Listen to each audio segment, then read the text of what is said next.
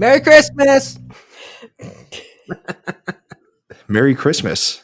Hello there. Hello. Who is it? We've got Duke Kringle and we've got Ramona Claus on. There you go. Yeah. Well, Screenagers, we've got a little Christmas bonus episode for you guys. A little Christmas gift, a little bonus gift. We're going to be talking Elf. We said that season 4 was over, but we're giving you a little bit extra just because we were feeling generous during this Christmas season. So Ramona, Duke, and myself decided to circle up to talk about one of the few Christmas movies in the canon, Jon Favreau and Will Ferrell teaming up for Elf, which is a Christmas classic, maybe the last Christmas classic that we have. But we'll get into all that. How are you guys doing? Happy almost Christmas. Yeah. Festive. Cold. Feeling festive? all the emotions that come with the holiday season is upon me.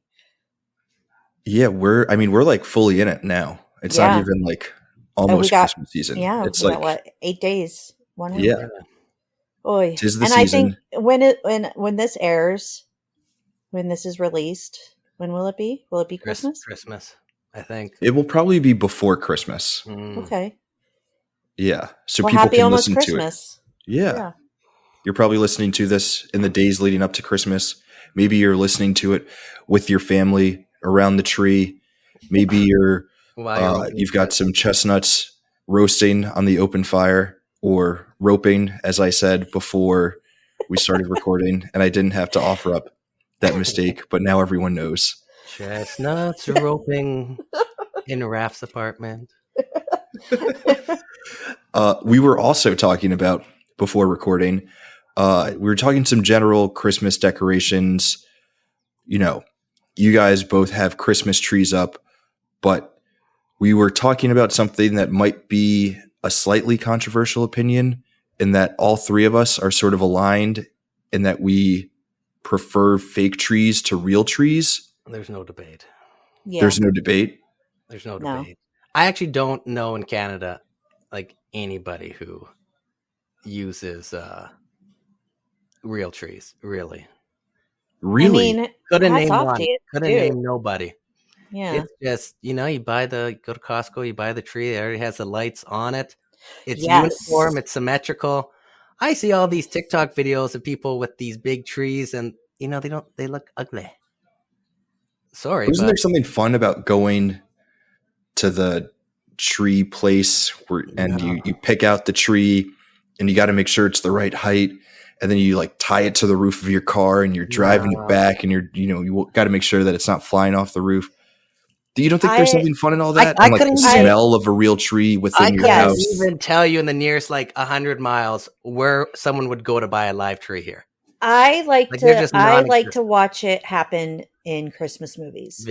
Christmas Vacation. There you go. Just Christmas Vacation, A Christmas Story, when they go to get the tree and then, all the shenanigans happen. That's amusing to me. I don't want to do that myself. And the cleanup is terrible. Yeah, it's in Ohio. It's unless you dripping and you gotta have water everywhere. If you have dogs or cats, they're gonna be in the water or try to climb the tree, and it's just not for me anymore. Like I said, we did go to one of those tree farms to cut down a tree a couple years ago, and you know what? We had the experience. I experienced it. It was fun at the time, but it's also very cold, very expensive, and trees a lot of the needles, they hurt. You try to put ornaments on, they're prickly. I don't like it. And then they all die and they fall off. And then when you got to drag the tree out of the house, you got to figure out where to take it and get rid of it. And it's just vacuuming. And what days the garbage people are picking up trees and right. not picking up and trees. Some people throw their trees in their backyard and they're just there forever. So I don't know. Fake trees, like Duke said, they've already got the lights on them. They're pretty. They're the right size. My husband doesn't even take them apart at the end of the year. He just carries it down to the basement, and there it sits until the day after Thanksgiving for the next year. So it's just, if there's one less thing I can have to make the holidays a little easier, I'm going to do it. And that's a fake tree. I mean, I agree with you guys. I think I'm on board. I figured that most people prefer everything that comes with having a real tree. If you want the smell of a real tree, they make these fun things called the Scenticles that you can hang in your fake tree that give it a pine smell. I have some hanging up in my tree right now. Or if you don't want to pay $50 for that, you just go to the nearest gas station and get a pine smelling air freshener. Scenticles are $8 for 9. So there you go. And you can get 8 air fresheners for $1, I bet. Touche, that's fair. The fake tree is also way more cost effective year over year. Very last a very long time if you take care of them properly. I don't have any tree up in my apartment. That makes me really sad, though. I'm not a festive. It's not because I'm not a festive person. I'm in a small apartment by myself. I've been away for a while. I didn't have the time to get the proper decorations and whatnot. So yeah, looking around my apartment, it's like not very festive, but that's not because I'm like a Scrooge or a Grinch or anything. Do you have any lights up or anything? Anything Christmassy? No Christmas lights, nothing, no Hanukkah menorah, no Kwanzaa decorations, nothing, no like New Year balloons. I've got nothing in here. It's just like standard Raph's apartment, the same way it looks year round. And again, it's not because I'm not a fun, festive person. I'm too gosh darn busy. Oh, James Conning it over there, eh? You're calling. I'm the James Con of. We'll get to James Con. I'm just gonna mail you a box of like Christmas stuff to hang up for next year. Yeah, I have so much that I have stuff down in the basement I can't put anywhere because I have no room. Extra stuff in the basement. I'm just starting to do that. I'm starting to expand the Christmas inventory. You always go after Christmas when everything's on clearance and you stock up for the next year. That's what I'll do this year, so I'm ready for next year. Get yourself a little tiny desk tree. Raph's talking about a small apartment, and then he's going to stock up on Christmas decorations. Yeah. Not stock up. Get some decorations. Just enough so that, next year it's go time. There's stuff. Yeah. Okay, before we get to the actual movie, because we are very excited to talk all things Elf. Yes. What are your guys's thoughts on when it's appropriate to put up Christmas decorations? Duke, you're in Canada, so you don't have the same Thanksgiving as us. Ramona, are you Friday after Thanksgiving, Saturday after Thanksgiving? Are you a week before Christmas? Are you doing it before Halloween? Where do you fall on that timeline? Okay, Christmas decorations minus the tree. And the outside decorations go up after, usually 2 weekends after Halloween. Because I love Halloween too, so I kind of cling to it a little bit after it's over. I don't give a crap about Thanksgiving. It's just it's Christmas Eve, etc. to me. So, but my husband has put his foot down that we do not put the tree up until after Thanksgiving. So the weekend after Thanksgiving, that weekend after Black Friday, is when the tree goes up. And then whenever we have a nice day of weather here, that's when my husband will go out and put up the outside lights. But everything other than the tree, though, is a free-for-all for me to put up whenever I feel like it after Halloween. And that's all stuff in the house. That's indoor decor. I'm not allowed to put up anything outside because that's his job. So. And he does that after Thanksgiving? Yes. Yep. And I think he actually did. He put them up, I think, 2 weekends ago because it wasn't bitter cold. So he went out there and did that. So that seems fair and appropriate. Yeah. I feel like that's kind of consensus when it's okay to start putting up Christmas decorations. I think you guys have got it down. Yeah. Unless Duke disagrees. And Duke is doing it in mid-August. No, I gotta have those Halloween decorations up too. There we go. December 1st at the latest, usually for us, maybe end of November. But it's gotta feel gotta feel Christmassy, you know. I gotta be in that Christmas spirit before I pull out the old tree. Yeah. Do you do outdoor decorations, or you just like tree, maybe some lights inside? What's your deal? I've done a few strings here. Probably gonna start getting more outside heavy as the years go on now, but I haven't done much in the past. You strike me as a guy who would take a lot of pride in putting up like a really intense outdoor light setup. Like you've got it like all up on your roof and stuff, and I can totally see you getting like really competitive as one of those guys. Clark? Maybe if I really want to drop like 10 grand, but in lights, but no, I don't know. I have to survey whether how I would even go about stringing up lights, because I'm not the type of guy who likes to be stapling or nailing in stuff that is going to leave marks for the rest of the year. Yeah, little white clip things. They clippy on the. I don't know. My husband does it. All I know is he has little clippies. He doesn't. We'll put your husband in contact with Duke so that he can he'll email you. Yeah, I'll fly him out for the last weekend in November, and he can just do my house. Hey, you'll fly him out. You'll put him on the exterior illumination on our private jet, and you'll fly him out to you to help with the lights. Canada. Yeah. It's a date. We'll do that. There we go. Amazing. I love it. Okay. So that's your guys' sort of like Christmas decor setup. I like where both of you guys are at. I can dig it for sure. I'll make sure next year that I am pulling my weight and actually making sure that there are decorations in here so that it doesn't feel empty around the holidays. But we will fill that space with tons of Christmas cheer for or with this great movie. Like I said, it might be the last great Christmas classic. 2003. Have we had another amazing, great classic Christmas movie since Elf? Now, I don't know. As I said in my write-up for Ramona's excellently written Canon article on Elf, I talked about this, though then I did mention how Polar Express came out in 2004, though I know the reception on that is a bit mixed, but I do consider that to be a Christmas classic. I do love Polar Express. I don't know if I would call it a classic.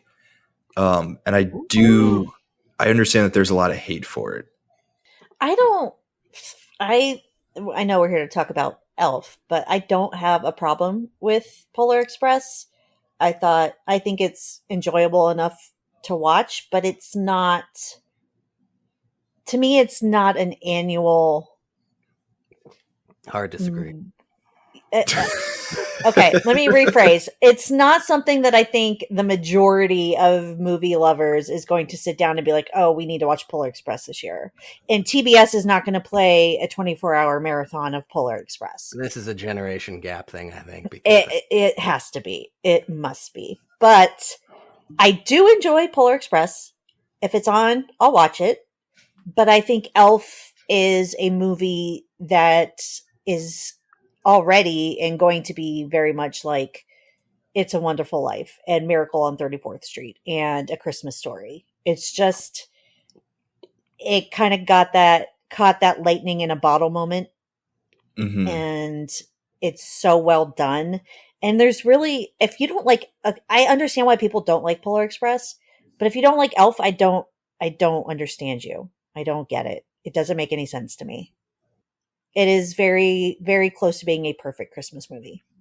It's so easy to watch. It really is.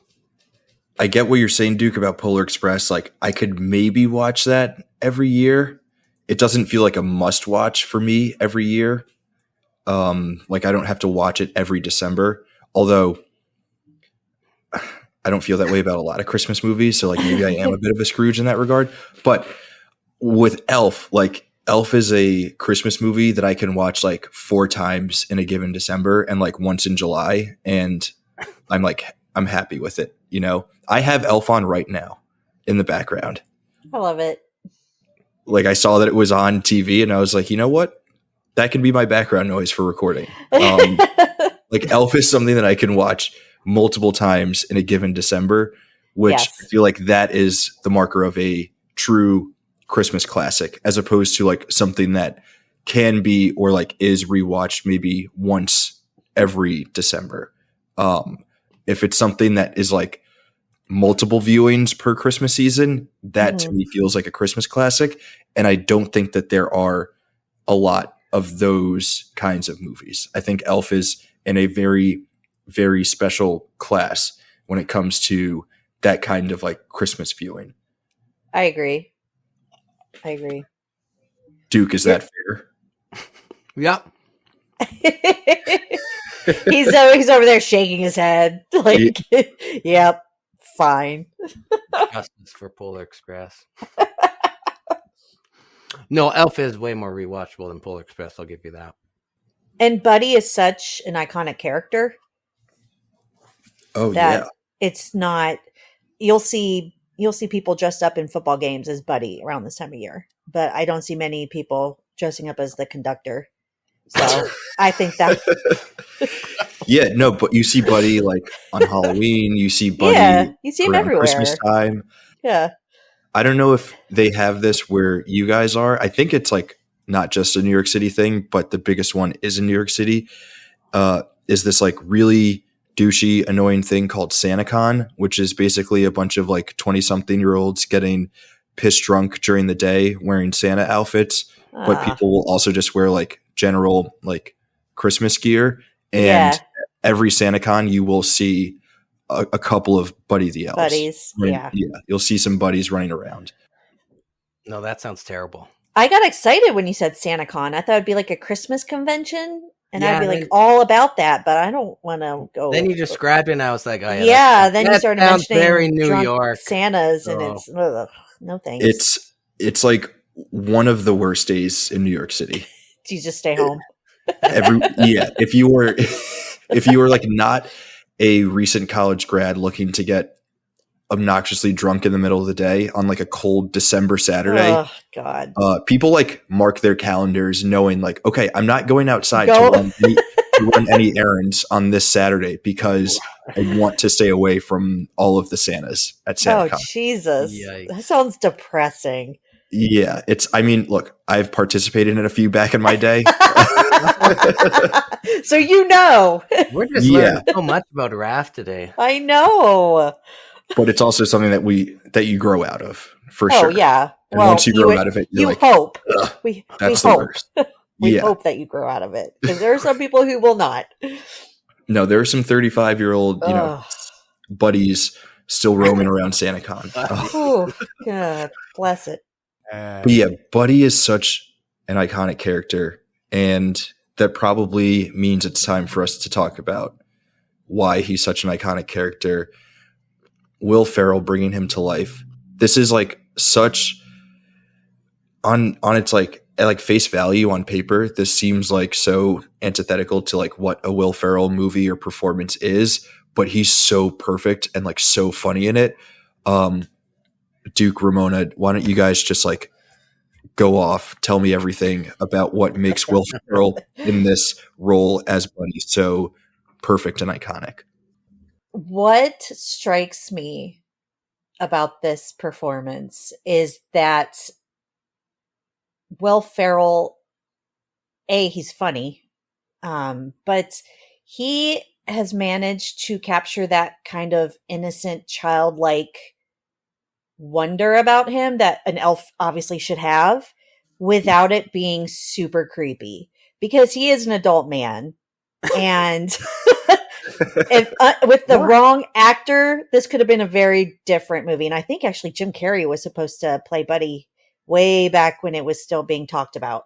And I'm not sure how I feel about that, but I don't know. There's something about Will Ferrell that he captures just the right amount of like whimsy in his performance that it's not obnoxious. And it could have been super obnoxious, but he's actually really funny. And Buddy's just, he's a human in an elf world, and he never loses that elf mentality, even when he comes to New York City, which you live there, right? So it's, you know what it's like. I've been there only once. Thankfully, I've not dealt with what Buddy had to deal with, but I don't know. I just think SantaCon. SantaCon, yeah. That's But the he's not. I don't know. There's just something about the way, and I kind of see it in the same performances as like Tom Hanks in Big, or Mhm. you know Jennifer Mm. Garner in 13 Going on 30. When they're in an adult body playing like with the child mentality, and Buddy's not. It's not really the same kind of circumstance, but it's still the same kind of mentality. And there's just something that when an actor is able to nail that without going overboard, without it becoming like almost like a caricature and becoming like, okay, this is really getting annoying.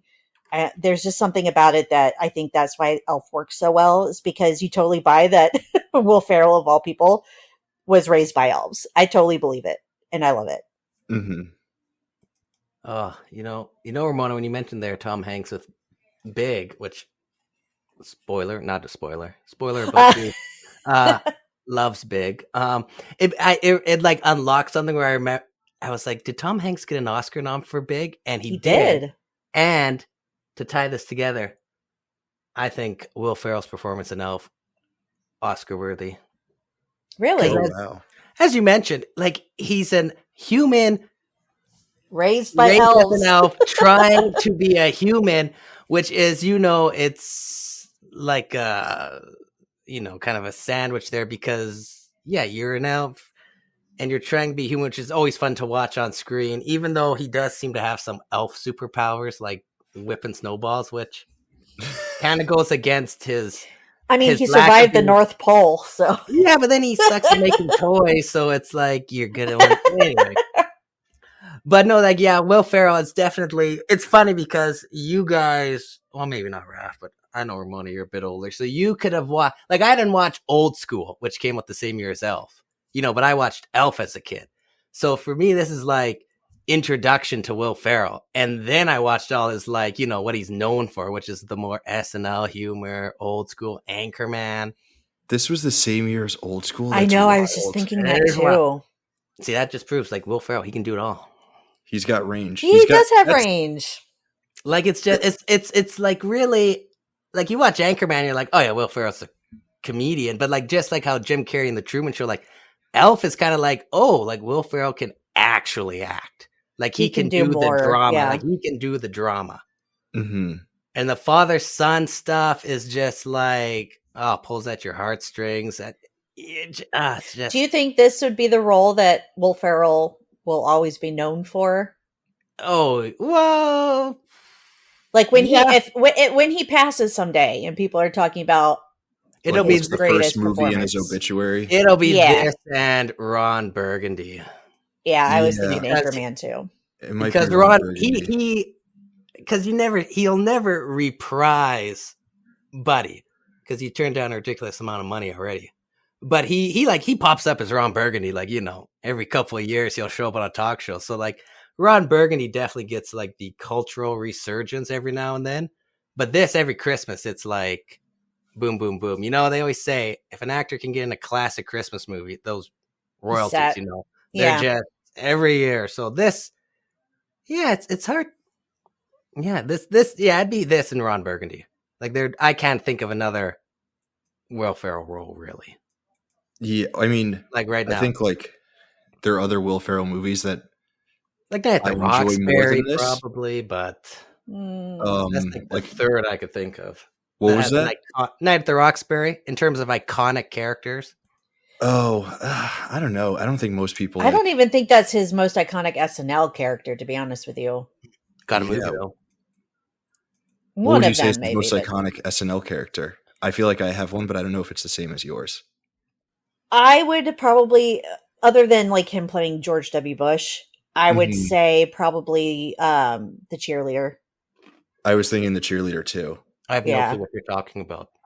Oh man, those are great sketches. Oh, man. Not iconic. His most famous single sketch is the cowbell sketch. The cowbell, yeah. That's like Christopher Walken when he dies. That's going to be what people are going to be talking about. Yeah, the cowbell. Will Ferrell's the one doing the cowbell. He's the cowbell, though. Christopher Walken is the only, like, if I think cowbell sketch, you think Christopher Walken. No, you think I Will think of Will no. Ferrell. kicking around, hitting the Yeah, cowbell. yeah. His stomach Dude. hanging out of his shirt, like Yeah. No, all I remember from Yeah. that is Christopher Walken. Dude, saying, I well, need that a sketch more cowbell. itself, like all of it is perfect. Yeah. Duke, But- you did just admit that this was your introduction into Will Yeah, Ferrell. yeah. So I think you have, not to say that like this isn't an iconic Will Ferrell movie, because it very much so is. It's probably on his like Mount Rushmore. Oh, for but sure. You did kind of No, I'm saying the you exact showed your opposite. hand that you're not like I'm saying a the Will exact Ferrell. opposite, Raph, because it's when people die, it's the opposite. It's that what are people going to go to, and it's not the diehard fans can think of a million things. It's who the people who do not watch Will Ferrell. You'd have to show them a picture to be like, oh, that's. And they're Will going to Ferrell. say that's They're Buddy. going to say Elf, and then they're Yeah. going to say Anchorman if you show them a picture with a mustache. And oh boy, I don't think it's going to be Cowbell Sketch. No, but I in think terms of people know- SNL, Yeah. Well, that's one of his. well. I mean, if you think with Will Ferrell on SNL, he played a lot of real life, like his performance, his portrayal of Alex Trebek. You know, that's Easy. hilarious. Yeah. George W. Bush, that's hilarious. But for, I guess, original characters, it's the cheerleader for me and the, I don't even remember his name, in the hot tub, when he's in the hot tub with Rachel Dratch. It's like, to me, those are the two Yeah. that when I think of Will Ferrell on SNL, immediately it's the cheerleader comes to mind. And if you were to say the cowbell sketch, yeah, I'm picturing, personally, I hear in my head Christopher Walken going, we need more cowbell. But I'm seeing Will Ferrell You're seeing dancing Will around, Ferrell dancing around. banging on that Yeah. cowbell. Like, but I think he's very underrated as an actor. And I think a lot of people are like, either you love Will Ferrell or you hate him. Because I know a lot of people who are like, oh, I can't stand Will Ferrell. But People don't like Will Ferrell? What? I have people in my life who have never watched Elf because they don't like Will Ferrell. And I feel like they're really doing themselves a disservice because he's more than, you know, Night at the Roxbury and Anchorman and Old School. Like, he has, what was that movie he was in, Stranger Than Fiction? Mhm. Oh, yeah. That was I thought he was great in that movie. And there was that, I know it was a documentary that just came out. I can't remember what it's called now, but you see this other side of him. Like, he can do more than just, you know, play the SNL in movie characters. And I think Yeah. Elf shows that too. Elf is not at all the kind of humor that people are used to with Will Ferrell when that came out. Like, Well, I think yeah, a that's lot of what I was people went gonna- into this thinking Will Ferrell, oh, this is going to be an edgy comedy. No. This was like Yeah. classic Christmas family film. And he nailed it. I think when we talk about Will Ferrell's like range, it's not so like, yes, he's like dipped his toes into dramatic roles. Like, there are some moments in Elf where he has to be like semi-serious, but like I still don't think that he has like amazing dramatic range, but like his comedic range and like ability to do different types of comedy. You think about this coming out the same year as Old School, where Oh, yeah. Old School is maximum raunchy Dude SNL, humor. like dude humor. Like, it's Will Ferrell streaking through the quad. Like, So funny. the like lasting images of Will Ferrell in that movie are his naked butt and him chugging beers. Like, that is like so different from what this is, which is like still hilarious, but also hilarious in a way that is like extremely family friendly.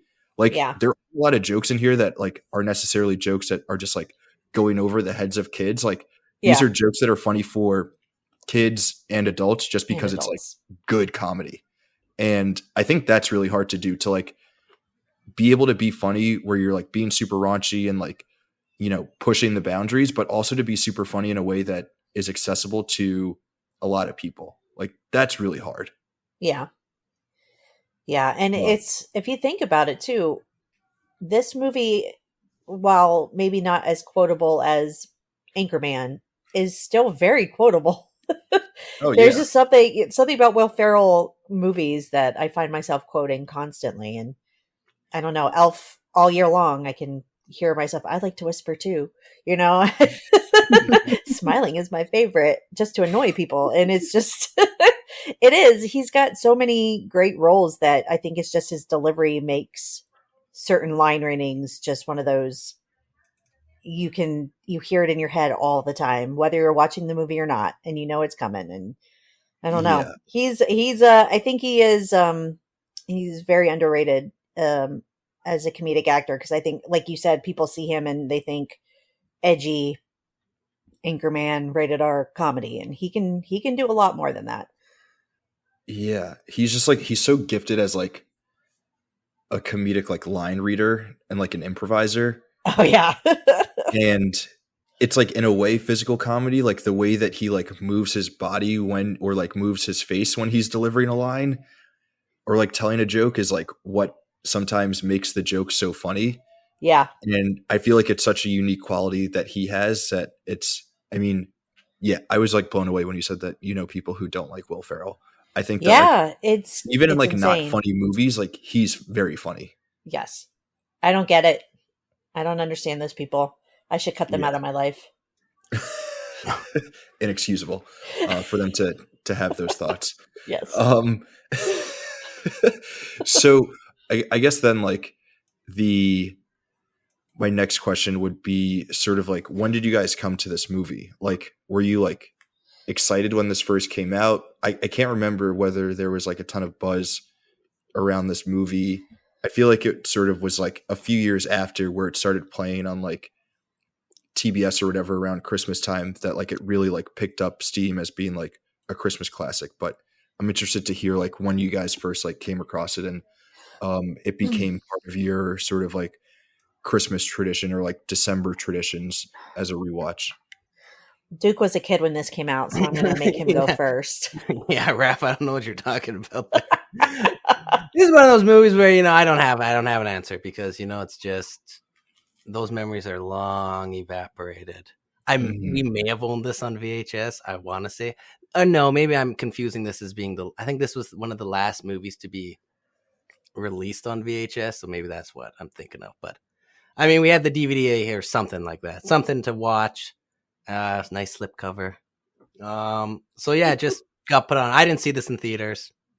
I know that for a fact. I did see Polar Express in IMAX 3D. Nice. So but Polar Express. Well, that was 1 year. All roads lead to Polar I'm Express. just saying, there's no theatrical memory I have. But just was always on the TV, would always watch it. So that's really it. No fancy story. Mm-hmm. What about you, Ramona? I did see this movie in the theater. I was married, actually. Good Lord. Yeah, so we saw this movie in the theater when it came out, and I loved it because I love Christmas, and this felt like one of those, as we discussed, one of those movies that had the potential of becoming a Christmas classic. There was just nothing about it that I disliked, and when it came out on DVD, we bought it, and we've watched it every year since it came out, that we've been able to watch it. So, but I feel weird watching Christmas movies that during the rest of the year, like I have to wait. It's got to be November, December for Christmas movies. So I don't know. Every you year won't we watch watch Elf I don't watch Elf in March. July. No. And sometimes they'll have those, Christmas in July marathon, and they'll play Elf and they'll play Four Christmases and stuff like that. And I'm like, nope. It doesn't feel right. It doesn't hit the same way. So we wait until Christmas, and we always have about 4 or 5 movies that we watch annually, and Elf is definitely one of them. So I don't know. It's probably I would say top 5 Christmas movies for me. So I don't know. I have good memories. What are the others that you watch every year? We watch some version of A Christmas Carol. Nice. Just Sunday, we just watched The Muppets Christmas Carol. So that's Classic. checked off. But we also watch It's a Wonderful Life, While You Were Sleeping, Elf. We also watch, Christmas Vacation and A Christmas Story. So those are our 5 that we watch every year. Yeah. And just every December, not necessarily on Christmas Day. No. Usually Christmas Eve or Christmas Day, depending on what we have going on, is It's a Wonderful Life. But the others are definitely like a Christmas Day movie. Yeah, and we host Christmas for my family. And that's a lot of people in our house. So by the time everybody's gone and we're chilling, that's usually when we watch It's a Wonderful Life. So I don't know. It's nice to watch the others whenever we have the time during the month. So we watched Elf on Saturday and Muppets on Sunday, and slowly getting through everything. It's a good weekend. Yeah, it is a good weekend. It's a great weekend. Duke, is Elf a yearly rewatch for you? I assume it is. I would say no. I mean, it could. I mean, I definitely would, but It's Polar Express. I just pulled up the old list, and I saw Elf last year, and then I hadn't seen it since 2020, and then it was 2016, and then 2014. So you take a couple year break. I guess. No, the ones that I would, if I had to, if I had to watch only one, it would probably be one of the Santa Clauses with Tim Allen. That's kind of my Christmas delight. I have to ask you this question then, because I just had this discussion / argument with my sisters on Saturday. What is the best of the 3 Santa Claus movies? Oh, wow. Best? I don't know. The first one's probably the best in terms of quality. My favorite, though, is the second one. The second one's okay. The bomb. This is acceptable. Thank you.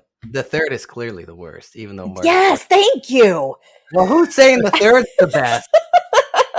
Hopefully no one. One of my relatives says they love the third one, and I just gave them this look like, are you kidding me? Anyway, I could go off on a tangent. I won't do that because we'll get off topic. But yeah. Do you think Elf benefits from not having any sequels? Yes. Yes, big yes. time. I am very, very happy Will Ferrell has always refused to do a sequel.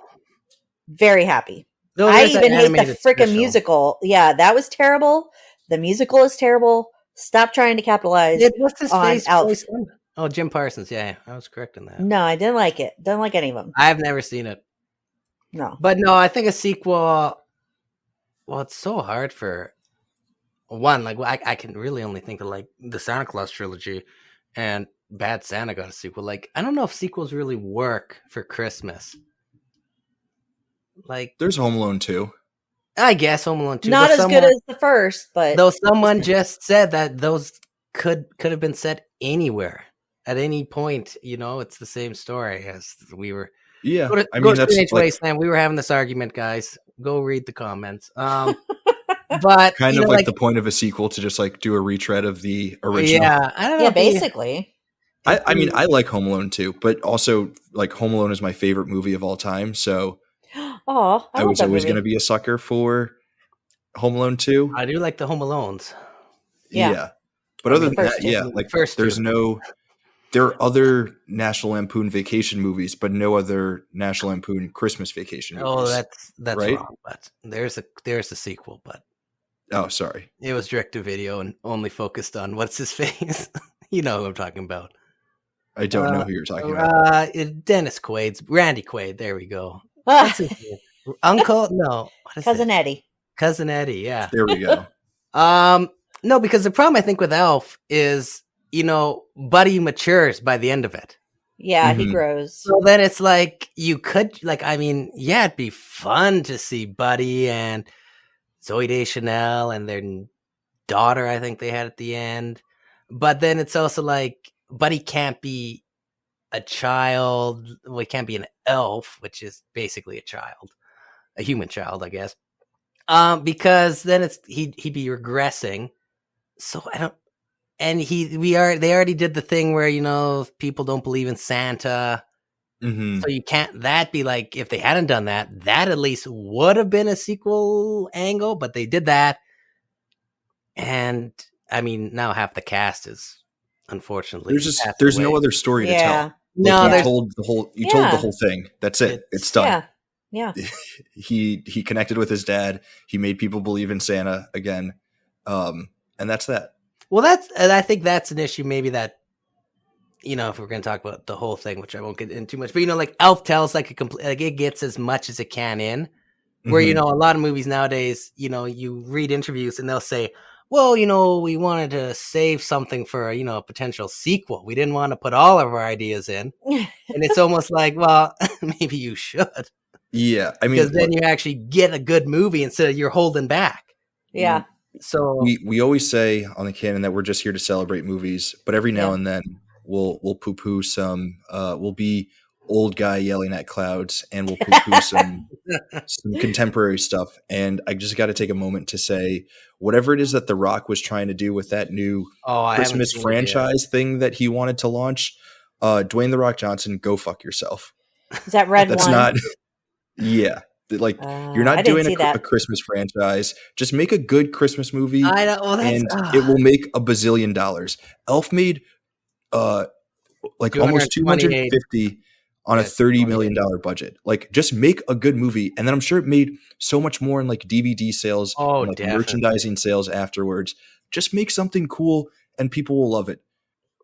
Raph, I hate Dwayne- to tell you this, but Red One is the most streamed movie ever on Prime Video.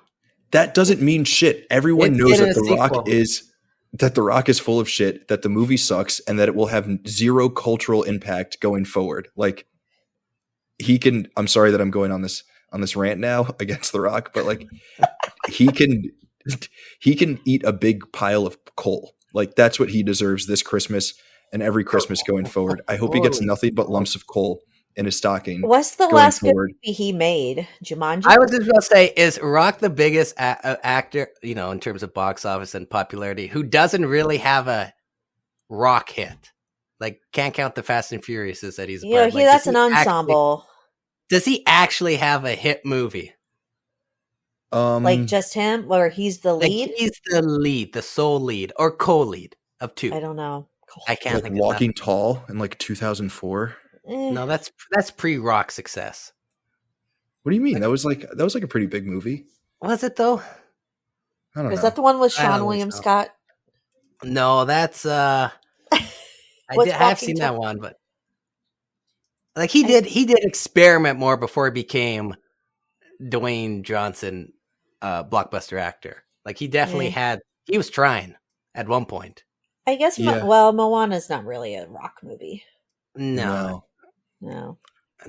Sorry to take us there. I'm just. Sure, I'm sure. so The sick- Rundown. I'm so That's sick what of I that. was thinking of. Anyway. Oh, yeah. Rundown, That's yeah. not bad. Yeah. I don't mind that movie. Okay, well, now I just got to make got to scratch off Red One under my recommendations. But I do. I get what you're saying. Like, just make it all. Christmas movies are not meant to be franchises. No, I mean, the Santa Claus. I think that had 3, right? Yeah, 2. Yeah. Well, the third was Well, the terrible. first The second was one okay. see, the second one actually has, like, because the first one and then the second one, he needs a Mrs. Claus. That actually left room for a believable. And then the third one, where it's like, he third doesn't one's want to be stupid. Santa. It's like, whatever. Yeah, And then the TV series, it's like, I had hopes, but the way they do his Santa makeup now, it looks so bad compared to the first one, and the beard. Oh. But I will say this: Christmas movies shouldn't have sequels, but I will always welcome a movie doing a sequel set at Christmas, like Christmas Vacation. Yeah. Oh yeah. Daddy's Home 2 is set at Christmas. Bad Moms Christmas. Bad Mom. It's always fun seeing characters you're already introduced to dealing with Christmas. Yeah, I could see that. I'm on board with that. Yeah. So That's a maybe great show. Elf at Halloween. Maybe that's the angle you do. Oh dear God. Oh, well, I was thinking like slasher.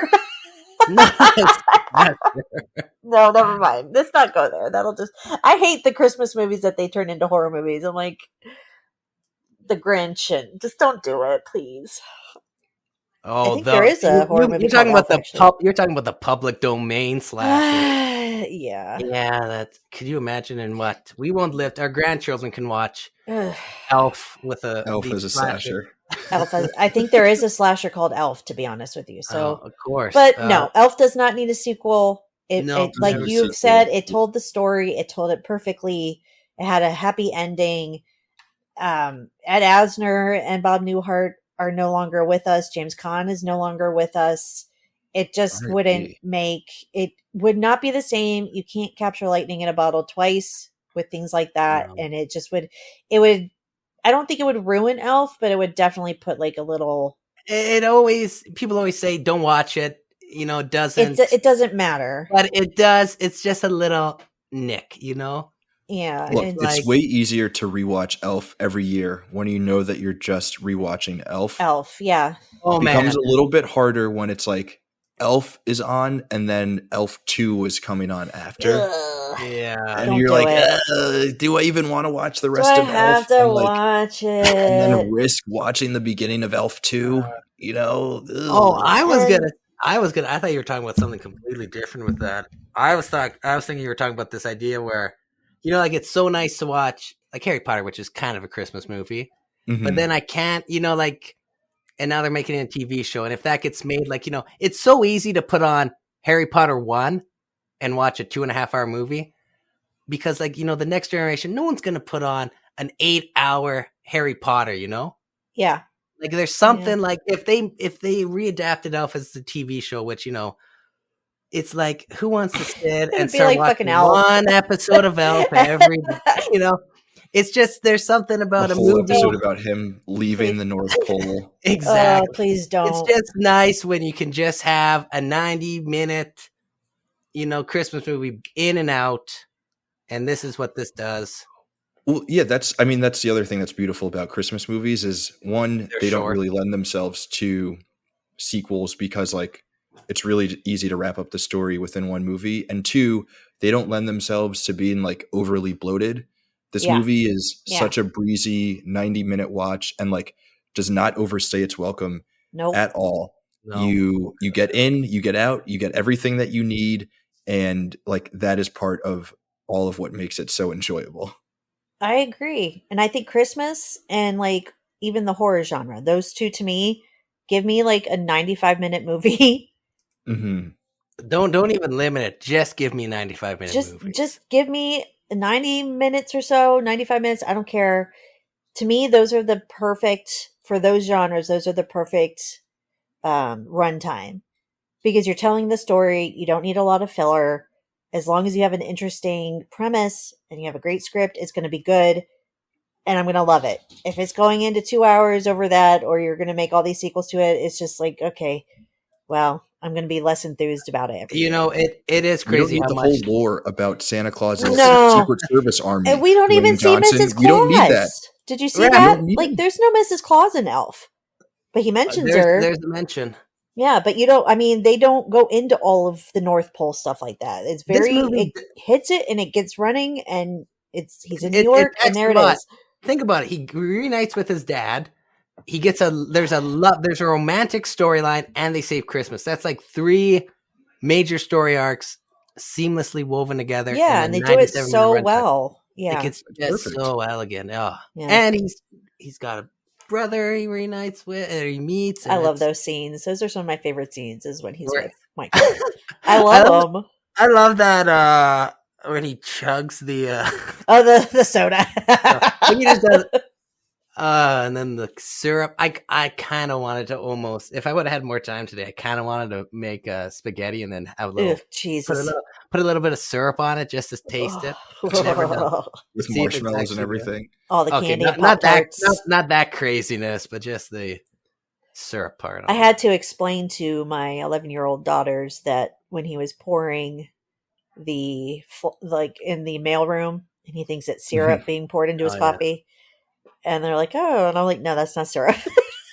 No. that is liquor." That's like one of the best parts. That's like one of my favorite scenes. It's like, oh, I never thought of putting it in coffee, and I'm like, yeah. like it's just who thinks of this? Like it's just like, oh, and how about he's in the mailroom and he sees somebody with a flask And he and thinks it's syrup. Yeah. Genius.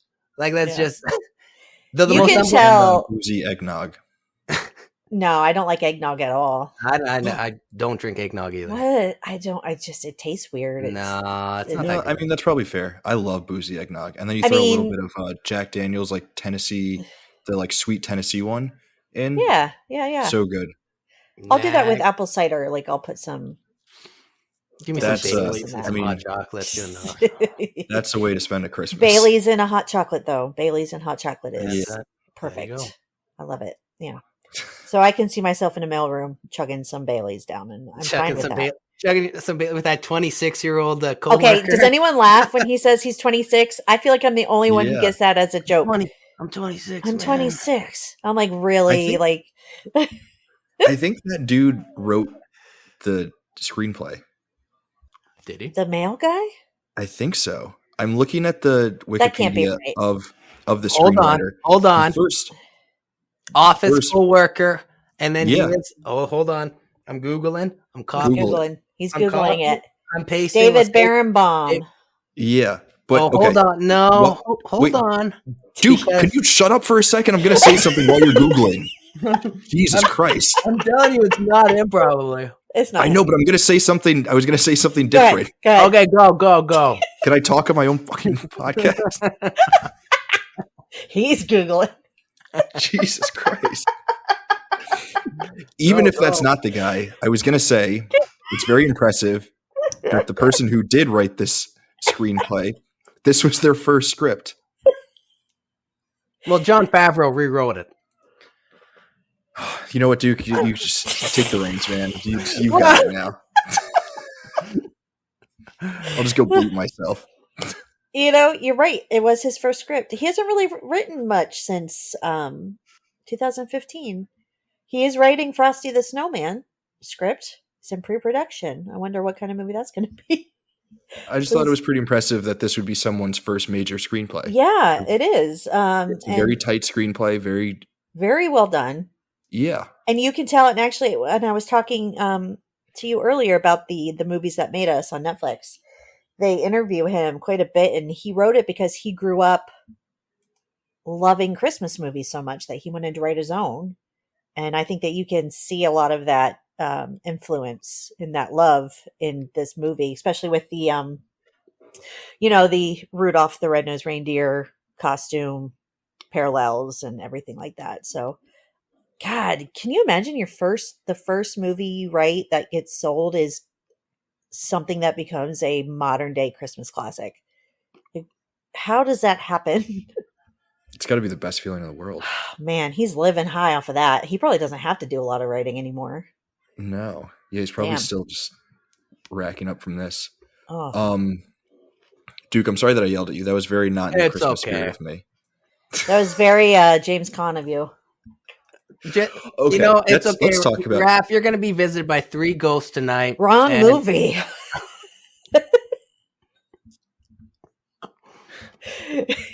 He's an angry elf. I did want to talk about the rest of the cast because we mentioned James Caan. Oh, perfect. Yeah, we mentioned Bob Newhart, and also Dinklage was just invoked. So Oh yeah. I mean, those are like 3 heavy hitters. This is probably before Dinklage like totally blew up, but his scene is like absolutely hysterical. That might be the funniest scene in the movie, with them in the boardroom on Christmas Eve having a very serious meeting about whatever like children's book they're going He's to gonna write. write. Yeah. Yeah. Which that whole like concept of like someone being like way too into work, but their job is something that is like for kids. yeah, that is something that is like that should just be like bringing joy to children is so funny. Because like, yeah, dude, you're working on Christmas Eve, but it's not even because you're like this like Wall Street like stock trader where there's like millions of dollars at stake. Like, no, you're writing books for kids to like enjoy. And he's taken money under the table for it, basically. So Yeah, he's so serious about it too, which makes it even better. it's so funny. But yeah, what do you guys think of like the rest of the cast and how great they are in all of their roles? James Caan, I honestly hadn't seen him in a whole lot before I saw Elf. But I knew who he was, obviously. But knowing he was in The Godfather and all that, right? Or was it Godfather 2? I can't remember. But he has such this tough guy persona that watching him in a movie like Elf, where Will Ferrell's going to grab him for a tickle fight, like, I don't know. To me, that just adds to the amusement of the entirety of the movie because it's James Caan in this role, picking up one of my favorite moments is when he opens the box from someone special, and it's the lingerie because Buddy just doesn't know what that is, but he knows his dad's special, so he buys it for him. And he holds it up, and then his assistant comes in. And that's Amy Sedaris. She comes in and he just like drops it in his lap. He's like, intercom. Like, I don't know why, but that's one of the best parts of the movie for me. I don't think that you think of James Caan and you think of like a comedy, really. So I think that was really fun to watch him in this movie. And like Duke said earlier, this is like a father-son film. Like, I know it's about Buddy coming from the North Pole and everything, but the heart of the movie is his relationship with James Caan's character. So I don't know. I think that he's really, Will Ferrell's the MVP, but I think James Caan comes pretty close. Oh yeah, absolutely. Duke, what did you make of the rest of the cast? Gotta give some love to my girl, Mary Steenburgen. I love her too. Love her. She's always good in these. I mean, I'm sad to say that I really haven't seen her in anything besides, like, you know, where she plays either a mom or a romantic interest. But though she is quite good in Back to the Future Part 2. And she's in quite a few Christmas movies, really. This, Four Christmases. I don't know. She's always just bubbly, and I don't know. I just like what she brings to movies. I always feel like it just. She's always good as Will Ferrell's mom. Yeah, against Will Ferrell's angry dad. I'm sure. Right. I'm sure this is exactly Step Brothers. What got her to come back. And Bob Newhart's always a classic. And Ed Asner's great as Santa. Perfect as Santa. And Zooey Deschanel. I mean, I can take her or leave her. She's good in the role, but you know, it's not. I wouldn't put her in like, you know, I could see somebody else in that role.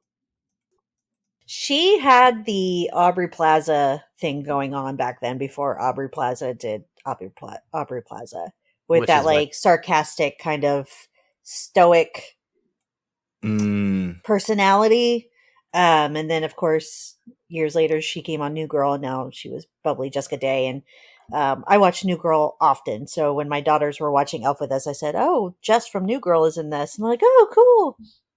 And I swear it was like the fourth scene with her before I was like, you know, that's Jess from New Girl. And they're like, what? Like they didn't know. They didn't recognize her without the glasses and dark hair. So I had somebody like a friend who also didn't know that. Yeah. Or was like confused. But it is easy to like just completely not recognize her. Yeah. Because you're not used to her with blonde hair.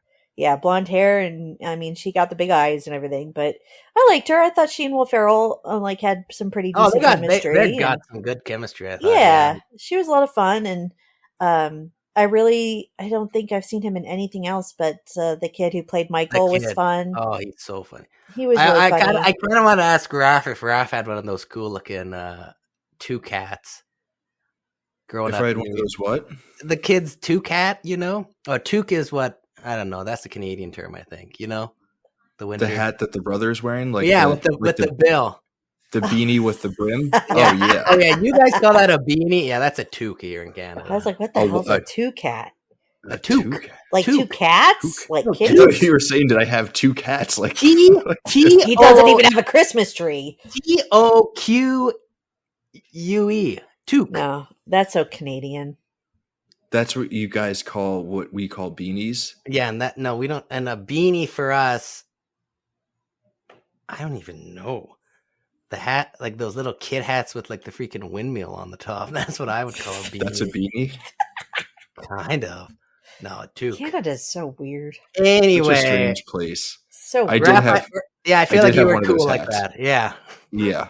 I don't know if I'd call it cool, but just cool back then. He only acted. Yeah, I don't know. Being a middle schooler in the year 2003, that's like what most kids were wearing. Yeah. I don't know if I ever saw anyone wearing that up here, but it doesn't. Well, that was you're in Canada. Being in 2003, though, I don't feel like the movie is very dated. I was 20 something years later. I literally said that when I was just rewatching it. Yeah, I was like, because all the references. Well. I was saying how like they're like proofing this. I forget what it was, but they said something, and I was like, that was smart that they said that instead of something else. That's a really good point. Yeah. Yeah. Think about it. Like people still use in offices. Like I have a desk phone in my office. So that wasn't like they're not pulling out these huge ass bulky cell phones or anything, but there's really not a whole lot of technology in the movie that is dated. Yeah. The effects are still really well done. With Santa's sleigh flying, like that's still really well done. That's really good. The outfits, the clothing doesn't feel dated at all. It's just, it really Besides holds the hat, up. the Yeah, beanie the with hat, brim. the beanie. That's the beanie with the brim. With the bill is the only thing that's like, oh, okay, I know what period of time this is. But yeah, everything else is like really, really timeless. Yeah. The only thing dated would be is like, which of course everyone did in the 2000s, was like they refer to their phone as like a cell phone, because I feel like everybody just says phone. Now they're just their phone. Yeah. Nobody says cell.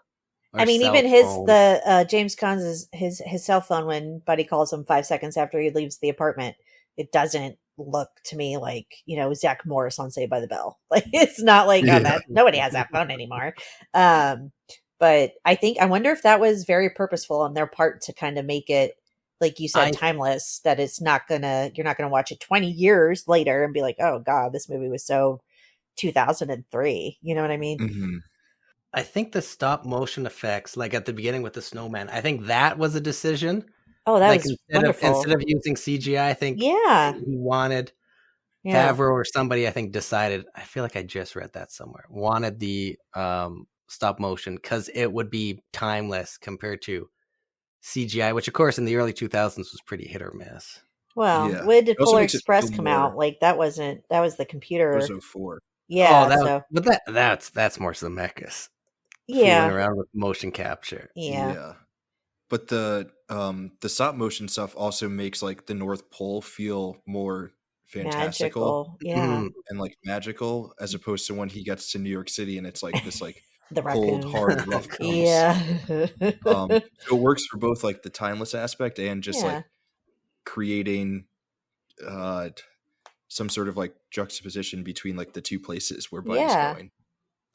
You're seeing his both worlds. So that Elf doesn't have like intentional creative decision making that went into it. Oh yeah, I think that Jon Favreau was very very determined to make this as much of a classic movie as he could.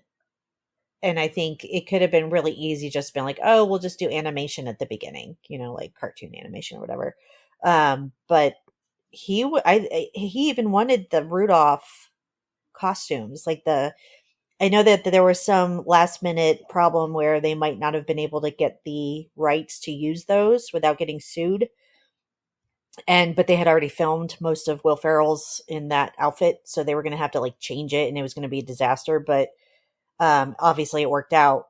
But it's fun to kind of see like the influence that the filmmakers and the screenwriter had with this movie. Because you can see a lot of like, especially in the North Pole. I mean, Leon looks exactly like Sam the Snowman, obviously, and I think that was purposeful too, but I don't know. I think that's probably one of the reasons why I loved it so much, because it was like a nostalgia kick for me.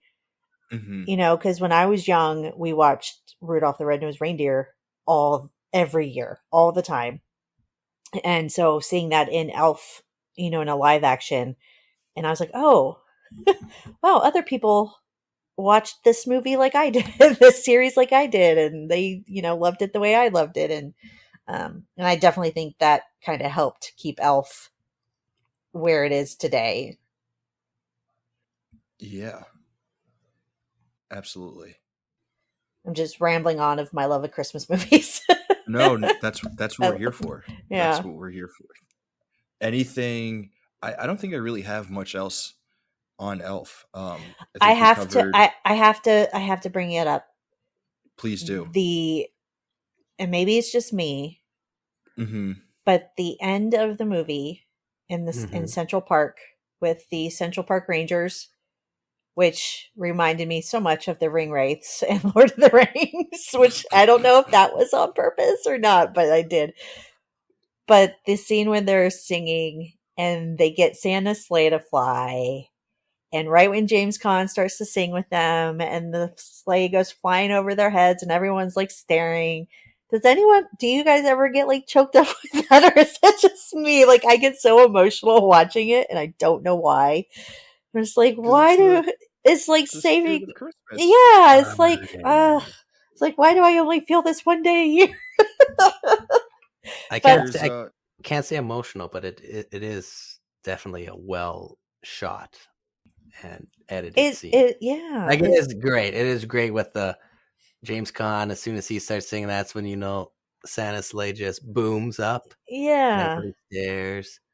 And like the I love when Michael gets the book and he's reading off what everybody Mhm. wants, and all the kids are like, yeah. And he's Yeah. like, Dirk Lawson wants a spa gift certificate, and the guy at the bar is like, what? It must be another Dirk Lawson. Like, it's just all of it. Like, I don't know. And I think that's what makes a great Christmas movie, is when you feel that Christmas spirit as well, and it's able to, you know, invoke that kind of emotion in you with something so simple as a New York sing along. So I don't know. That's probably my favorite part of the whole movie, is the end. I just think it's perfect. There's nothing wrong with feeling the Christmas spirit, with Yeah. feeling some sort of, you know, connection to the community around you, and, you know, singing together and all that good stuff. Yeah. I was just gonna add the in that scene in Central Park, I forgot the actor's name, but he's the dude who's in Veep, and he's like being interviewed by the reporter, and she's like, "So what did you see?" And he would like give like a sentence about what he saw, and then Her eyes. He'd just be like, "I want to just say you're so good at your job. You just like, you tell the story with your eyes." With, It's like, yes. Was that the guy from Veep? Was I that think so. oh God, what's his I forgot name? yeah. I'm gonna have to check that now. You guys can keep talking, because Matt now I'm like, Walsh. Matt Walsh. You're right. That is Matt Walsh. So Oh funny. man, you're right. Oh, I never noticed that was him. That's crazy. I love that guy. He's in so So many funny. shows I watch. The other, and then Duke, I'll kick it over to you if you have any other like last minute things. I saw this online recently where someone was like, I hate to point out these like nitpicks, but someone was like, it's weird in Christmas movies where Santa Claus does exist, like, Mhm. and the parents don't believe in Santa, but like, where did they think all those gifts were coming from? It is weird. Let's not break my brain. You know, trying to think about that would this. actually be a good like a Christmas movie, is, you know, a world where, you know, Santa exists and the parents know he exists. I don't know. You could do something with that. I I'd be think. worried somebody's breaking in my house and leaving me gifts. I'd be like, someone's stalking me. Yeah. But that is a great joke at the beginning, when Papa Elf is in the sleigh and they're talking about, you know, oh, who do they think gets all the toys under the tree? Oh, some people say it's the parents.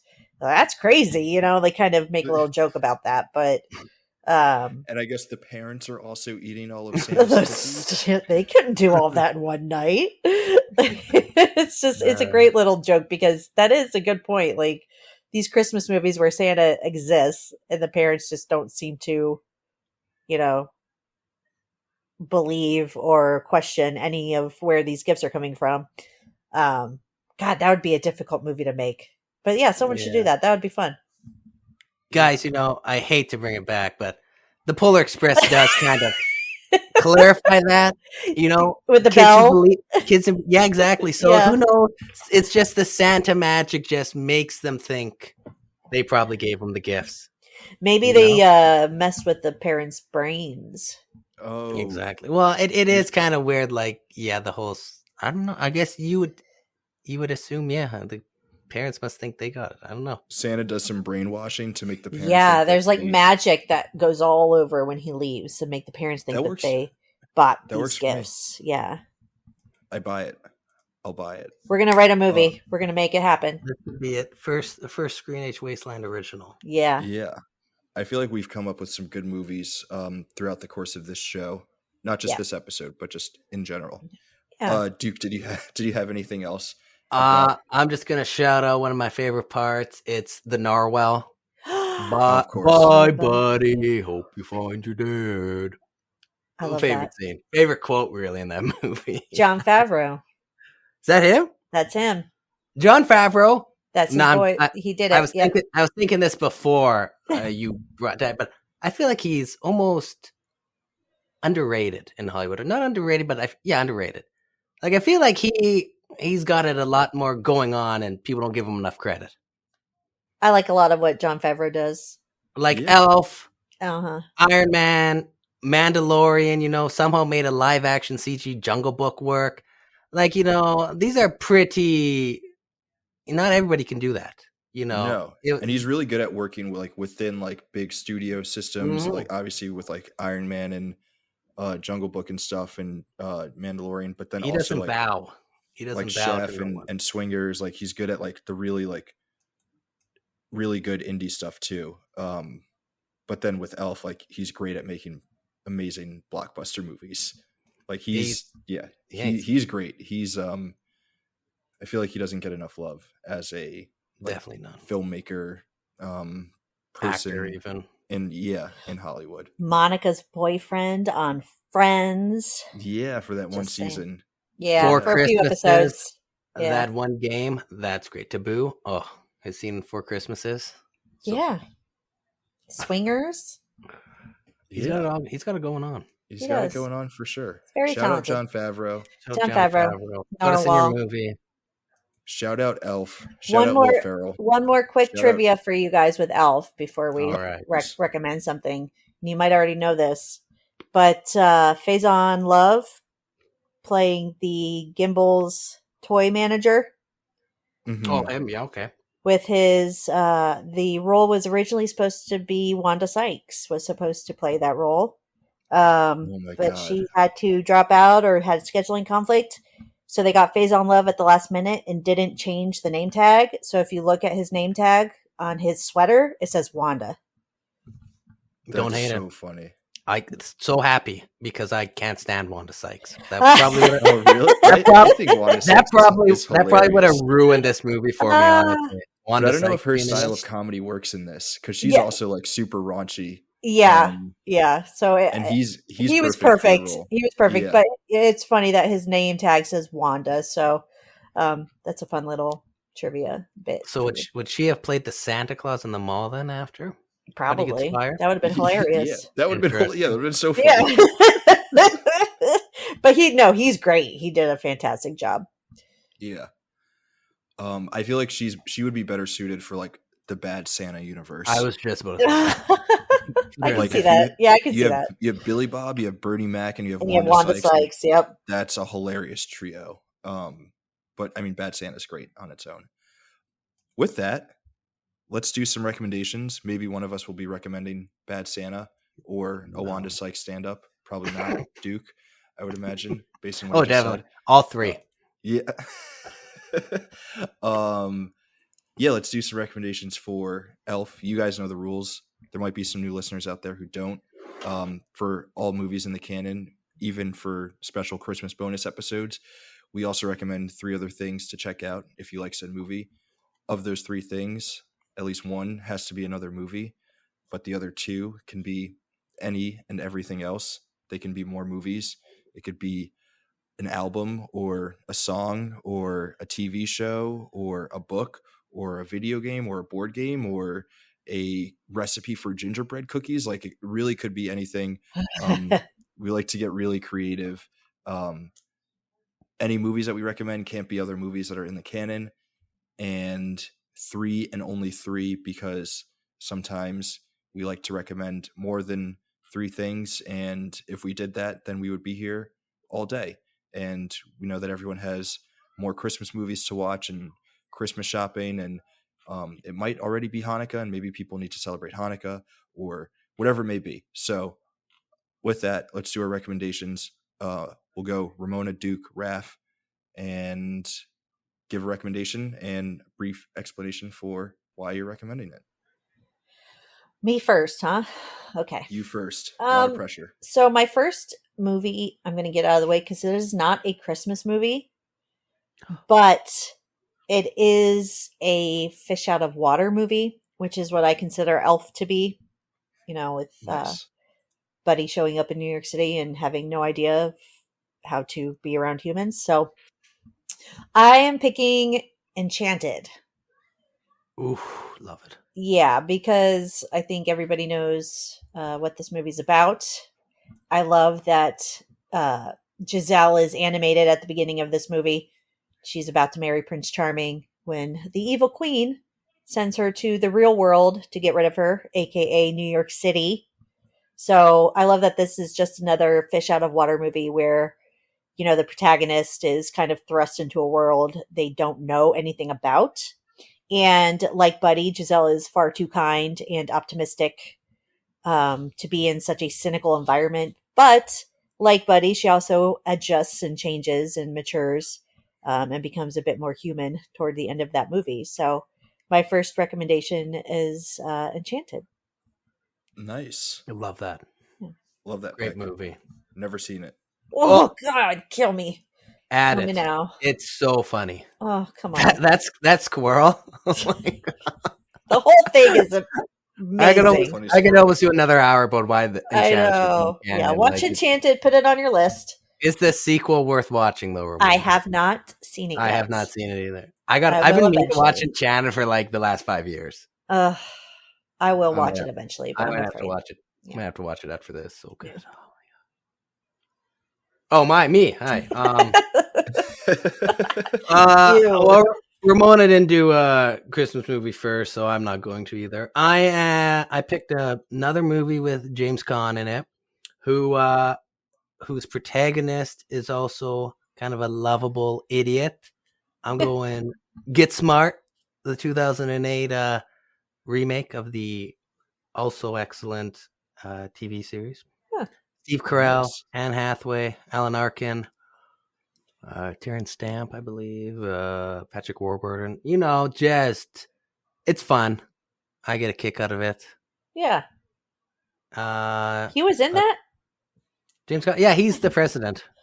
Oh, I've never seen it. Okay. that makes Yeah, sense. he's the guy who Interesting. they're. Yeah, no, it's fun. If you like the original TV series, you'll get a kick out. I think out of the movie. It cleverly reinvents, or not reinvents, but updates the gadgets for the modern age, or in some cases, works around how to include them. So yeah, Get Smart, Yeah. 2008.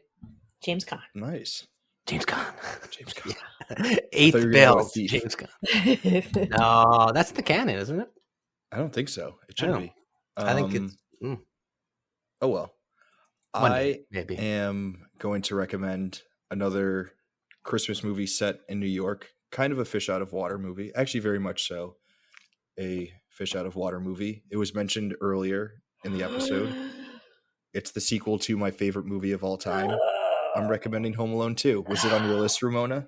That was the one that I had to find. All right. It's fine. It's fine. It's fine. I got another one set. Go. You're If good. only there were a zillion other Christmas movies. What am I gonna do? Not many that are, well, no, there are many that are set in New York. Yeah. But yeah, if I hadn't already recommended Home Alone on like 4 other episodes this season, I would recommend it again. But it felt more appropriate for this one to recommend Home Alone 2. Nice. So I like that one. that's what I'm doing. That's a good Starring movie.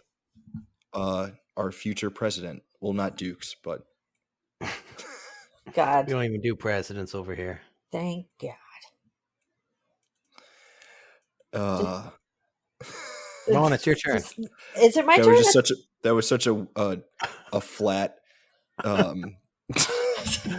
punctuation on that recommendation. God. Just ended Okay. with a wet fart.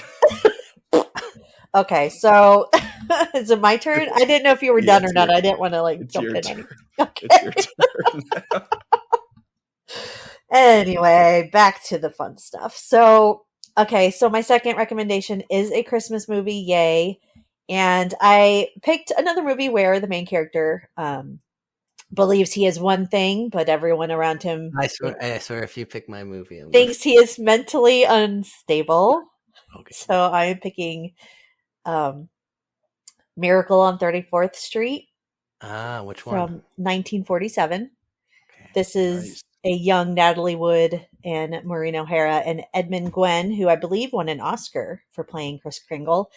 And, he gets the job at Macy's and he claims he is the real Santa Claus. And of course, no one believes him, but the young children, and the movie culminates in a court hearing over whether or not Chris should be committed to a mental hospital, essentially. So the question does arise as to whether or not Chris is truly Santa. And I think that they leave that a little ambiguous, but it's one of those, he is firmly believes in who he is, and everyone around him is like, he's certifiably insane. But it's such a great movie. It's a one of those films that I think evokes the Christmas spirit as Elf does. So I would definitely recommend the 1947 Miracle on 34th Street. Nice. Yeah. Also a New York City movie. Also New York City. We have a little theme There going you on go. here. New York City at Christmas time. Yeah. All right. I thought for a second there when Ramon was talking about someone who thinks one thing, I thought you were going to go for mine because it's kind of a rom-com. Uh-oh. Set at Christmas. Ah. An underrated Christmas movie that I discovered a few years ago and absolutely love. Eyes Wide Shut. No. I'm talking The Family Man with God Nicolas Cage. damn it! Is that your other one? That was my second. I had Home Alone 2, and I was like, if they pick Home Alone 2, I'll have The Family Man. No. All right, talk slow. I'm going to find a third really quick.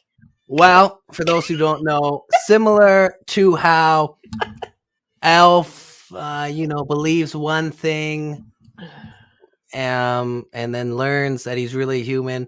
This is a movie about Nicolas Cage who believes he's got the perfect life, then gets blasted into an alternate reality where he's married to the love of his life that he let, I don't know, run away at the beginning of the movie. There was something. He didn't follow her.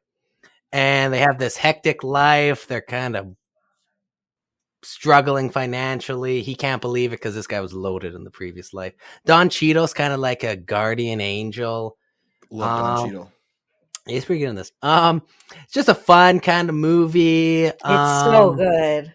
It is good. It deserved better than the reviews. Yeah, it should. I feel like it should be one that is at least on television every year around this time. This is just. It's very It's a Wonderful Life-ish, I guess, in a way, that he gets to see what his life would have been like had he not gone to, I think he went to Europe and she asked him to stay with her and he didn't. So, Taya Leone.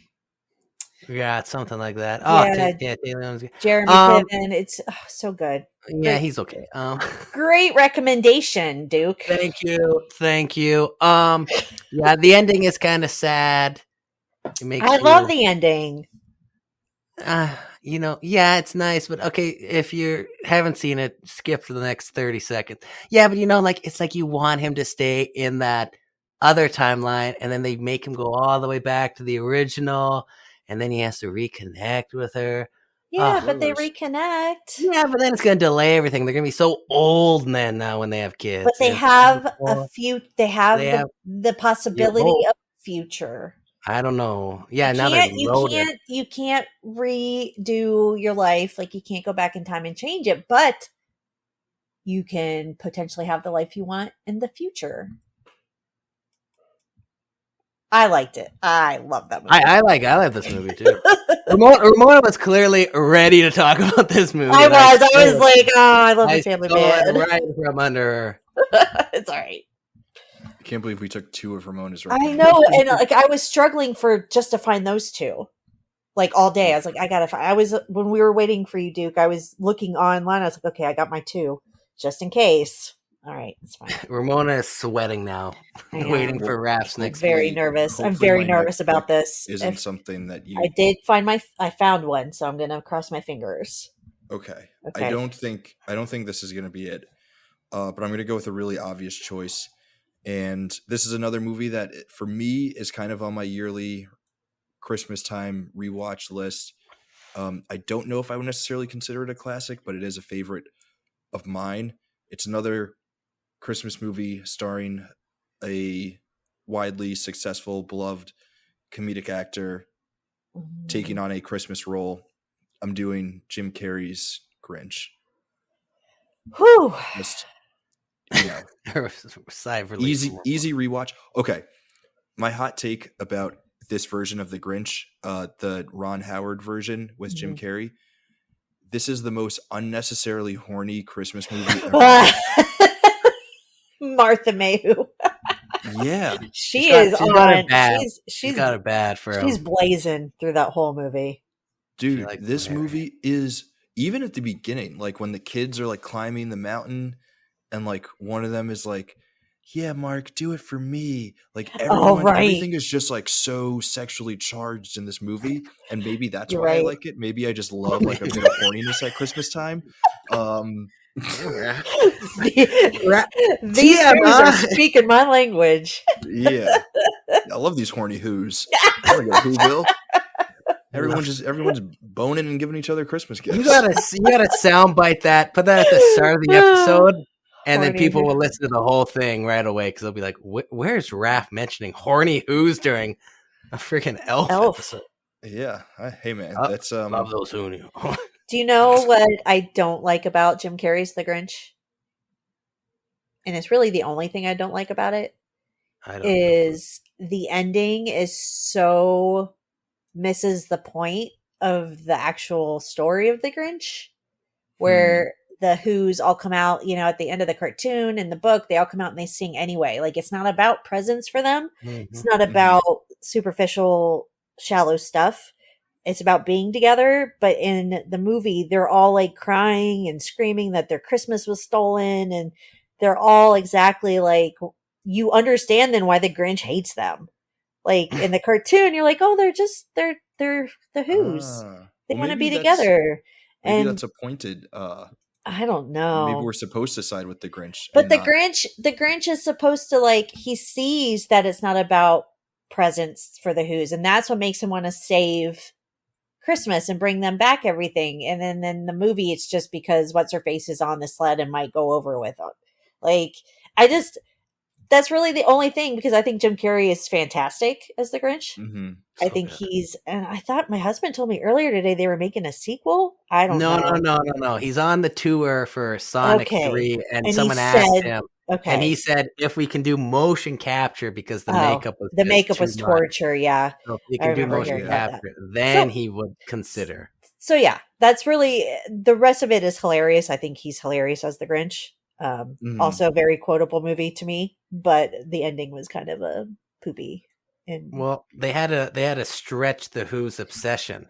I know. In the short, they're not actually as obsessed about, you know, Christmas is just whatever. Where this, it's like they make Christmas the Who's whole life. I know.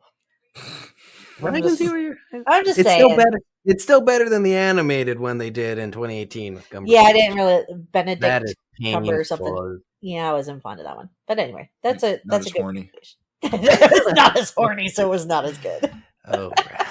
No, I'm just picturing Christine Baranski like always with that face. I told you guys I like to have a little bit of eggnog. I have some eggnog. Get a little frisky under the mistletoe. You know, take me to Whoville, baby. Watching the news. That's something you could do on your own time. I do get a kick out of Baranski and Grinch being all horny housewife, and then like watching Big Bang Theory where she's like this dry, uptight, she's great though. I like her in almost anything I see her in. She's awesome. Okay, is it my last one? Yeah. All right. Well, this is my like 8th pick. So this is, I don't know if you would consider this a Christmas movie or not. It takes place during Christmas. And I guess Eyes you Wide could. Shut. No, I've never seen Eyes Wide Shut, actually. I don't know if I want to. However, another horny Christmas movie. I was going to say Martha Mayhew and Tom Cruise. I guess you could say this movie is kind of another fish out of water movie as well, just in terms of two people who find themselves on the complete opposite ends of what they're used to. And I am picking Trading Places from 1983. Oh yeah, with Eddie Murphy and Dan Aykroyd, when the Duke brothers, I think that's Ralph Bellamy and Don Amici. Yeah, they're my uncles. Yep. Oh yeah. So the Duke brothers, they make a bet that they can turn Eddie Murphy, who is a down and out hustler, they can make him a successful broker while thrusting Dan Aykroyd, who is an executive in their company, kind of ruining his life at the same time. And so Eddie Murphy gets to see what it's like to live in a very high end, wealthy environment, and Dan Aykroyd gets to shack up with Jamie Lee Curtis, who is a prostitute.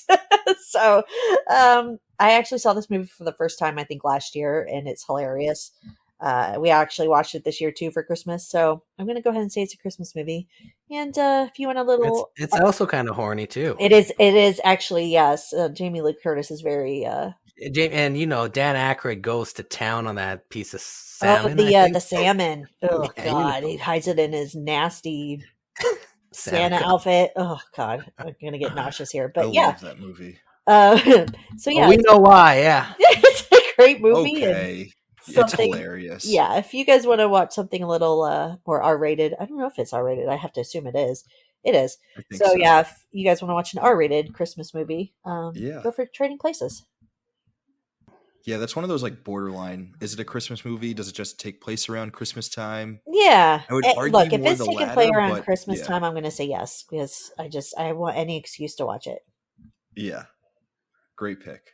I love that movie. I need to rewatch that. Yeah, you should. For Jamie Lee Curtis. The trio, the holy trinity of horny Christmas movies will be Dr. Seuss's How the Grinch Stole Christmas, Eyes Wide Shut, and then Trading Places. That's Oh boy. Raph's Guide to a Very Horny Christmas. Maybe there's a write-up there. That's a movie. That's a an movie article right coming there. out. Yeah. You could, 2003. Yeah, they're playing. It's 2004. Protagonist Raph. He's got to make it across New York because each theater is showing a different one of his horny movies, and he has to see all three before midnight. Oh God! There's a movie. And then he gets arrested. Before midnight. Yeah. There's something. I have to see all of them before midnight in order to save Christmas. Yeah. Santa has told me directly that you can't deliver the gifts unless I drink a full bottle of eggnog. And see all of those movies. Raph, I got it better. Mrs. Claus is gonna leave Santa unless he spices up their love life. Oh dear God! So you show Santa the three horniest Christmas movies to get his jive back. Ooh, that's a completely different kind of movie. Yeah, I think there could be a good Christmas like R-rated comedy. I think. Yeah, no, there's something there for sure. Let's take that offline so no one is stealing our ideas. Copyright. Yeah. TM. We have proof you're stealing this idea. Leave it in, Raph, because if someone steals this and makes it, we have proof to sue. Exactly. Yeah, our lawyers will come after. I don't need to write the script. I just need to cash in on it. Exactly. Oh boy. All right. Boy. I also kind of struggled with the third one. I was gonna do a cop-out pick with Mary Steenburgen, but I already mentioned her earlier, so I'm gonna change it up with my backup. This is a 2024 Christmas movie. That's right. Raph's new favorite Christmas movie, Red One. Oh no. I'm joking. I'm gonna pick Carry On. What is Carry On? Taron Egerton is like a TSA agent, and is that a Christmas movie? It's set Christmas Eve. Oh, okay. So it's a Christmas movie. And Jason Bateman plays this guy who's smuggling a package, and it's a whole Die Hard-esque vibe to it. Is it a good movie? I personally enjoyed it. If Egerton and Bateman, who I also like, weren't in it, I'd probably have a different opinion of it. But these are Egerton is actually really good in the movie. I think he's the only one actually trying, acting wise. It's just fun, Die Hard-esque. Like you could easily see this work as a Die Hard sequel with John McClane. Oh, okay. If he was there's actually a part in the movie, I don't want to spoil it, where you could insert like John McClane, like replace one character with John McClane, and it would be like the hugest, like shocking twist Like also, oh my gosh, this is like a stealth Die Hard sequel. Like if this would have been made in like the early 2000s, it would have been a wild twist. I think if you watch it, you'll know where I think I'm talking about. But yeah, it's just like it's fun airport set. It's very Die Hard 2 coded, I guess. Yeah, action thriller, and it's just if you gotta pick between Red One or Carry On for a 2024 released Christmas tinged movie, Carry On. Okay.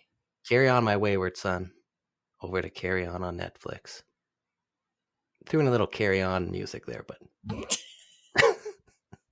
I like it. I do. I kind of want to watch this movie. I'm intrigued. Carry On? Oh yeah, it's fun. Yeah, seems cool.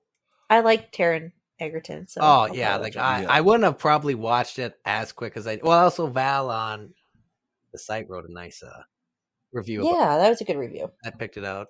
So, and Taron, Kingsman. I could really go for Kingsman 3. I will say, and this is not going to be a popular opinion, I freaking hate Jason Bateman. I'm not his biggest fan, but I like Game Night. I like him in a lot of stuff, yeah. I love me a good Game Night. He has a very punchable face. Yeah, that is true. You could say that about a lot of Hollywood actors. Up there with Miles Teller. Yeah, he really does. That's your boy, Raph. Fantastic Four boy. Yeah, Josh Trank's Fantastic Four. Which I'm not recommending. I'm also not recommending Eyes Wide Shut. But what I am going to recommend for my final recommendation, obviously, I feel like so much of the show is me, talking about how New York City is the greatest place in the world. New York City is also the greatest place in the world around Christmas time. If you have not had the pleasure of coming to the great city of New York around Christmas, going to see the Rockefeller Center tree, walking around that whole area, drinking in all of the, magic that is New York City at Christmas time, going to the ice skating rink, seeing, Bloomingdale's and Saks Fifth Avenue and like the great, decorations and light displays and going to Macy's and like all of that stuff. It's so worth it. It is like really, truly one of the best times to be in New York City, to be in that area and like experiencing all of that stuff. I feel like it's kind of captured here in Elf. So that is my final recommendation. Come to New York around Christmas time. I like it. Check out everything else. You know what? Have some hot chocolate. It is awesome. You know what I never knew about until maybe last year was that the Rockefeller tree is different every year. I thought that was just a tree. I thought they had one fake tree. No, I thought that was like a real tree they just decorated every year. I didn't know they there's a competition or something and they cut it down and they haul it in. It's a big thing. I thought that was the same tree they just decorated at Christmas, and then there's the ice skating rink they built in front of it, and that was the big deal. I didn't know it was they hauled it in. So yeah, if you can, one of the best times to come and see the tree is when they do the lighting, which I believe is always the Monday or Tuesday after Thanksgiving. So much fun. It's so packed. Everyone's there, and when they finally turn on all the lights, it's just it's awesome. Blinding. It's great. I have been in New York City at Christmas. I have. Yeah. It's wonderful. And it's great. Yeah. Yeah. And it's fun too, because having never been there before, we went in December because we were visiting friends in New Haven. So we took a train in to New York City. Yeah. And we got there early. We got there at 10 a.m. And I think we got the last train back at night. And yeah, so we got to see, we went to the Empire State Building. We did all that stuff and it was beautiful. We saw the Rockefeller Center. We saw the tree, but we walked the whole day and I didn't feel it. It was just there's something about that city that I was not tired. My feet didn't hurt. It just felt like any other day. We walked so much. And then it wasn't until I sat back on the train to go back to New Haven that I was like, oh my God, I'm exhausted. But there's just, when you're there, we went into, what's the toy store?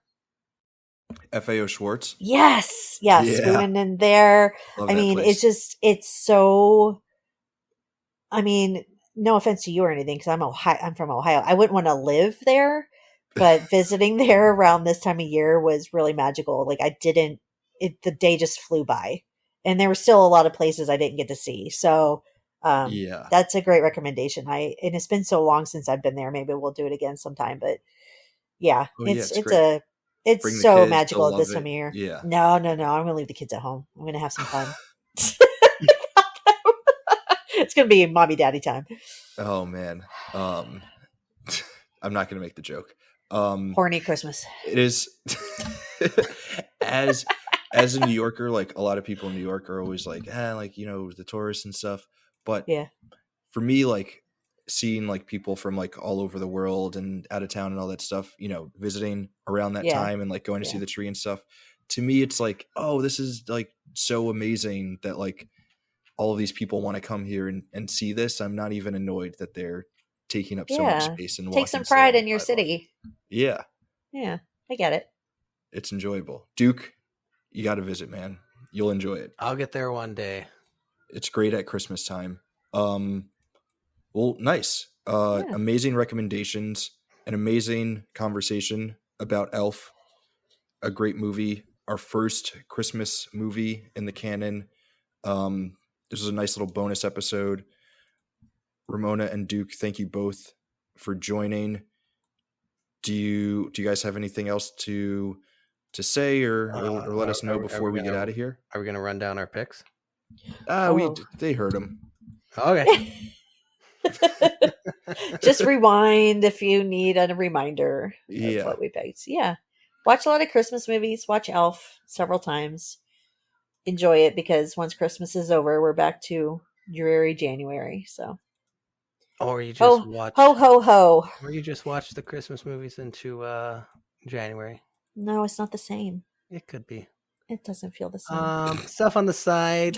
Ramona's by the time this airs, everybody can head to the site. Ramona's got another Christmas Canon written article about a classic, It's a Wonderful Life. Nice. That also surprisingly has write-ups by myself and Bob. We also did right. That's kind of That's the trio. If there's a Christmas movie to be written about, I'll be there. Yeah. Other stuff on the side. Nothing major, but looking ahead into 2025, we'll have our best of 2025 series. Almost the Best whole of 2024. 2024, I mean, best of 2024 series in 2025. We're talking personal 5 favorite films of 2024. We're talking the best movies of the 2020s so far, top 50. If I didn't say that already. Sailor's going to do an underrated top 50 movies of the 2020s so far. None of which I will have heard of. He's got a couple on there. I've seen the list. You know, he needs me to make the post for him because otherwise it takes him 2 hours. Classic Sailor. Because he's typing on his Classic. phone. Classic Sailor. We got a couple other things. Saw Awards, Screen Age Wasteland Awards, Best of 2024 will be coming up. You know, we'll have some question of the days for people to participate in. Maybe we'll do power rankings, favorite TV shows that came out. You know, looking ahead as the Christmas unfortunately comes to an end, as Ramona says, and she has to pack up her tree and her movies. 2025, instead of it being dreary, think of it as looking back on the best of the last year. Yeah. And looking forward to the new year. Yeah. We'll do that. There you go. I'll do that. I'll try. For sure. Lots of good stuff coming up. But yeah, thank you guys both again. This has been a ton of fun. This is now actually a wrap on season 4 of the Canon, which has been a great season. Ton of great movies. We'll be taking a little break for the holidays, but we wish you all a Merry Christmas, Happy Holidays, a very healthy and happy New Year. We'll see you in 2025 for season 5. Wild that we're already at season 5. Season 5. Also, Vault 5 of the written canon, I forgot to mention, begins in January. Start in January. Boom. Amazing stuff coming all throughout the website. It should be, like always, a ton of fun. But yeah, we'll be taking a couple of weeks off, but we'll see you in early 2025 for much more movie fun. Much love to all of the screenagers out there. We will see you in 25. And in the meantime, as always, we'll catch you all in the wasteland. Bye, everyone.